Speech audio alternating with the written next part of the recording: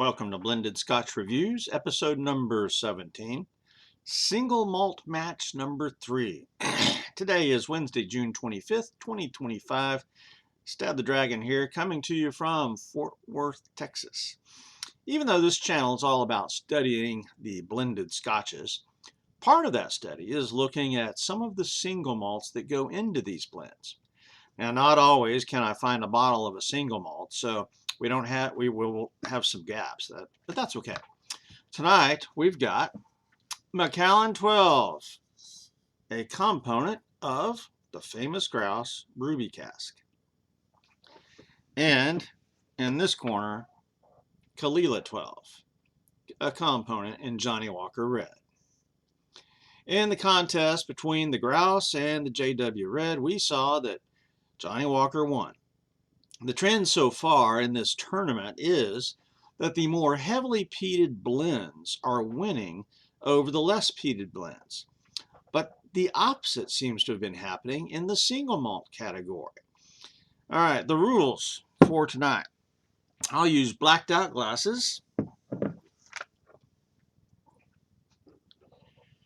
right here so that the visual appearance does not throw me off. While I will look at the history, the bottle, label, and marketing, the winner is going to be determined by nose, taste, mouthfeel, burn, and finish. Now, if there's a tie, and that has happened, the price, value, availability will be the tiebreaker. The bottom line is, if I was offered both these whiskeys 5 nights in a row, which one would I choose 3 out of the 5 nights? As part of the fun, I'm going to try to guess which whiskey is in which glass at the end. Now, on the bottom of the glass holding the Macallan12 is number 2, and Caol is glass number 1. So let's talk about these contestants. Ila12, located in glass 1, is from Port Ascaig on the island of Ila, and the name means the sound of Ila in Gaelic. Caol, referring to that body of water that it faces. And that is actually pictured here on the box. It's so subdued, I don't know if you'll be able to look at that and tell, but there's kind of a seashore scene that you can see a boat there in the water and the distillery in the background maybe. So I hope you can see that. And that's really a very nice box. I like the fact that they did that. I wish it was not as subdued. I wish it was more visible. But founded in 1846 by Hector Henderson. Hector Henderson. This whiskey was sold fairly quickly in 1854 to Norman Buchanan, who also owned the Jura distillery. The distillery went through a handful of owners and has been mothballed a couple of times over the years. It is currently owned by Diageo. And here's something interesting. About 95% of their production goes into blends like Johnnie Walker. And I don't know who all else. So that's Caol. The Macallan12 in glass number 2 was founded in 1824 by a barley farmer and school teacher named Alexander Reed in the region around the River Spey, who began distilling and then selling his whiskey. His whiskey business grew.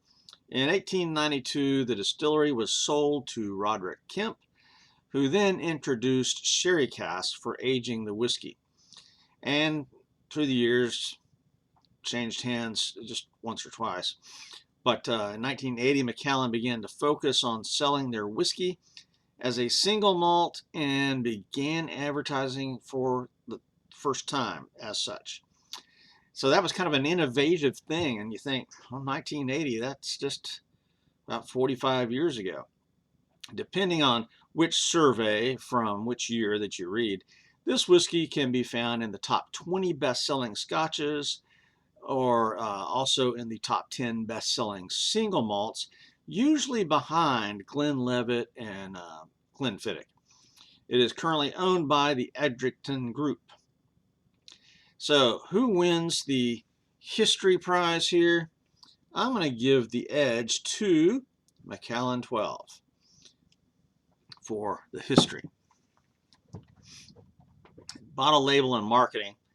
If you look at the bottles here, first thing that you're going to notice is that Caol has a mossy green color, and I'm a sucker for colored glass, just am.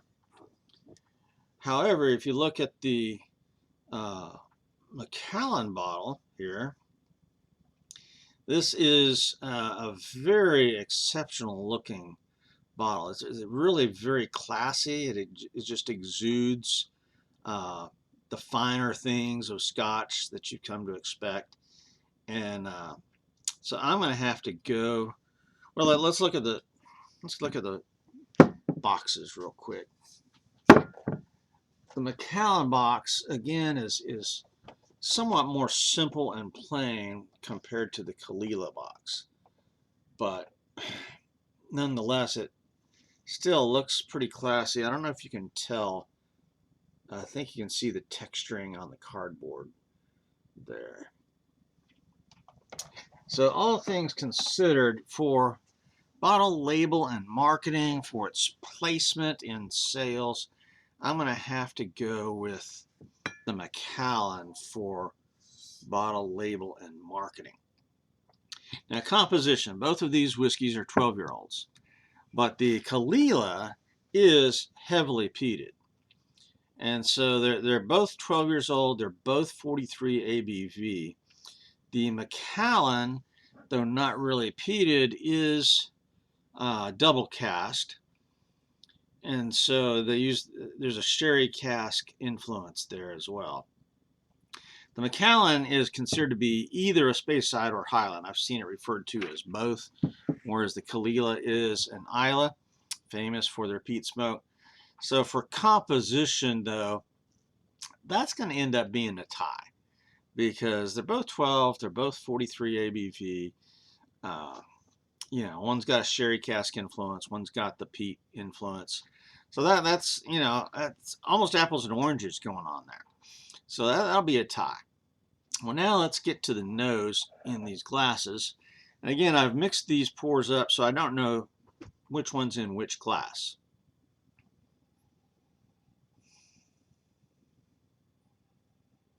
This is on my left side.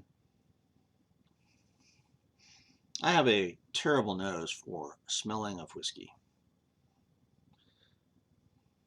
So I can see that there's something in there.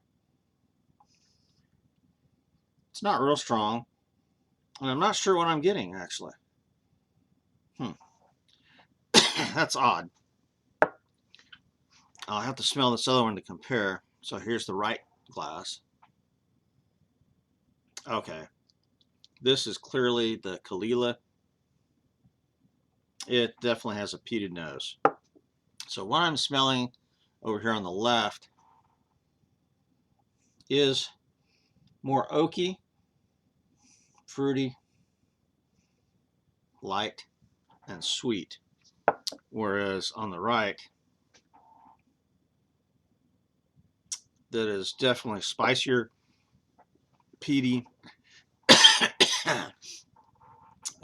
much more of a bold nose. So I'm going to give the nose to the glass on the right. And I'm just guessing that that's the Caol.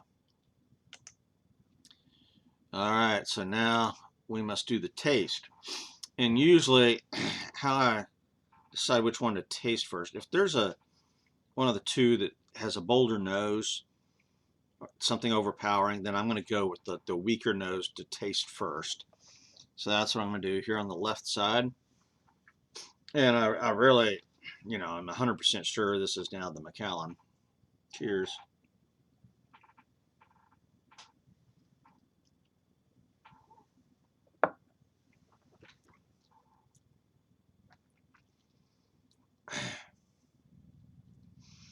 And that is a marvelous single malt.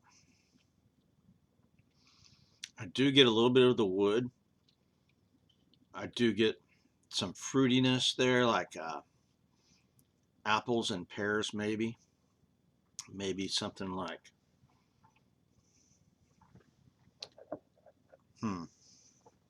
website said chocolate covered raisins, but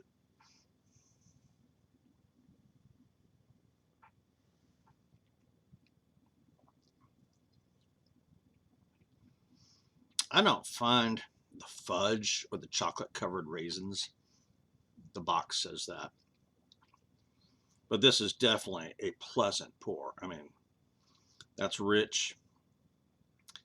So yeah, that is a wonderful pour. I don't really get, usually with single malts, I get a harsh line through a single malt, and I'm not getting that with the Macallan.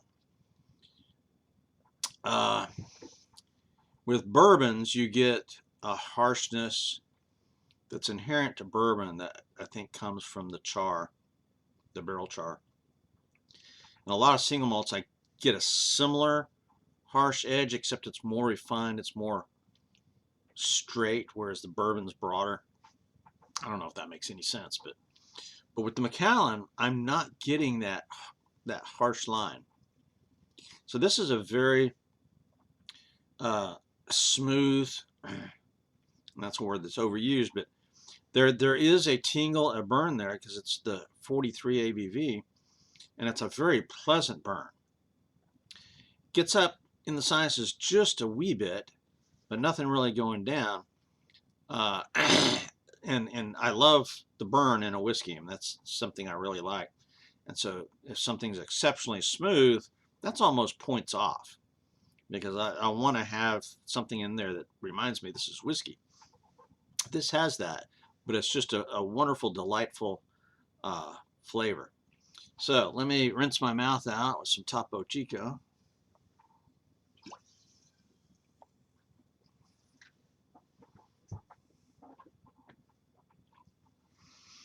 All right, this should be glass number 1. It sure smells like Caol. Cheers.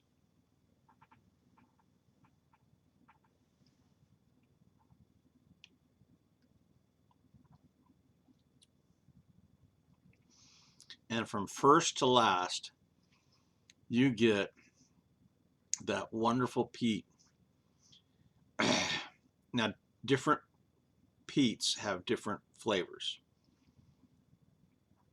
This one is only on the finish does it turn a little bit medicinal, but at the first and the middle of the palate and the start of the finish, this is definitely seashore, some seaweed in the background, some sea breeze coming in, which is what I taste in Johnnie Walker Red. I mean, that's what won me over to Johnnie Walker Red, was I got the Gulf Coast from the Gulf of America down in South Texas. This has that, except 10 times as much.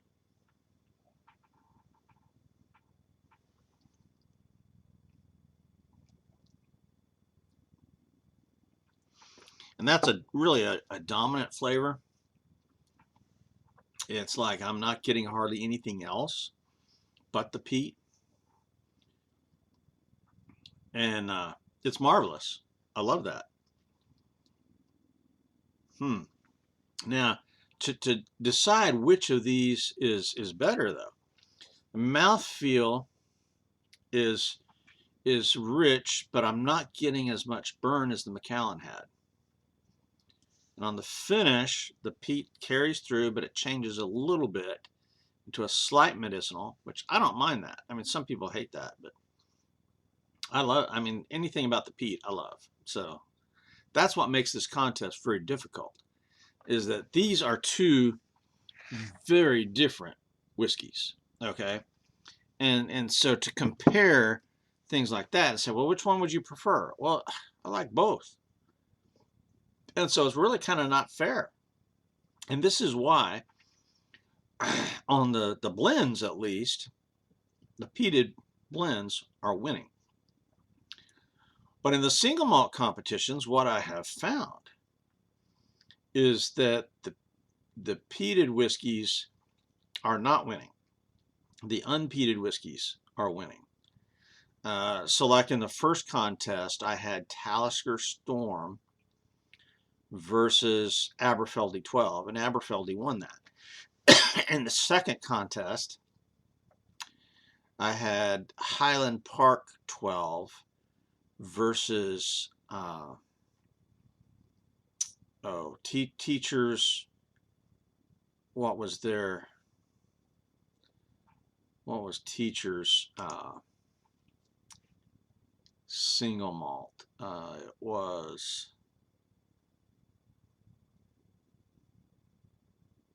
Ardmore. That's what it was. Okay. And so the Ardmore was more heavily peated than Highland Park 12. But Highland Park 12 was the winner there. But I think it was something else too. Highland Park was 12 years old and the Ardmore was not. I think the Ardmore was just 80 proof and Highland Park was a little bit more. So the more heavily peated single malts have lost 2 rounds. Okay.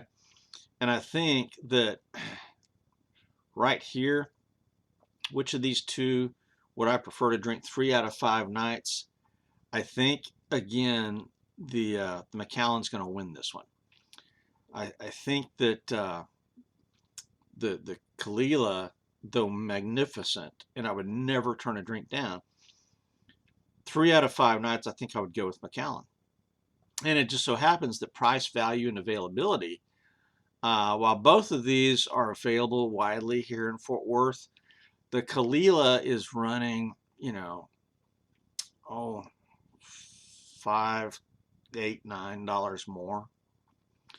And so the Macallan is the better deal. So right now, I'm going to say the winner is the Macallan12. So Caol was well fought, and I love it. It's great. But I think there's just a slight edge with the Macallan. So that's our winner for this third of the single malt matchups in the blended Scotch tournament. And I didn't do the final check, but this is the Macallan, glass number 2, definitely. And this is the Caol, glass number 1. So I did guess those, which one's heavily peated, one's not. How hard is that to choose? All right, well, this is Stab the Dragon Productions for Blended Scotch Reviews. And we're done for tonight. So what's happening next time? I think the next time on this channel, maybe a little while's off because I've got some other channels I'm running stuff on too. But I think we're going to be looking at Ballantine's Finest. All right, out here.